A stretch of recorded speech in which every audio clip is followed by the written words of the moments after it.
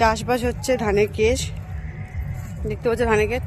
আর এই যে গঙ্গা, গঙ্গার মধ্যিখানটা আর কি, মিডিলে টাইপের জায়গাটায় ধানের ক্ষেত ফের, এখানে সব চাষবাস হচ্ছে। আমরা মিডিলের মধ্যে রয়েছে, আর ওই উপরে গঙ্গা।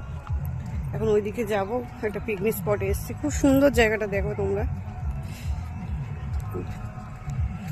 কেমন লাগছে বলো।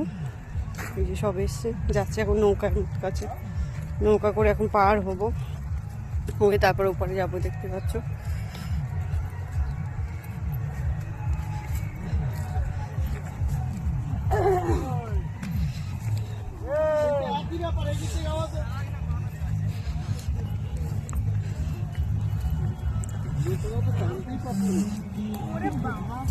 এদিক দিয়ে এই যে নৌকা।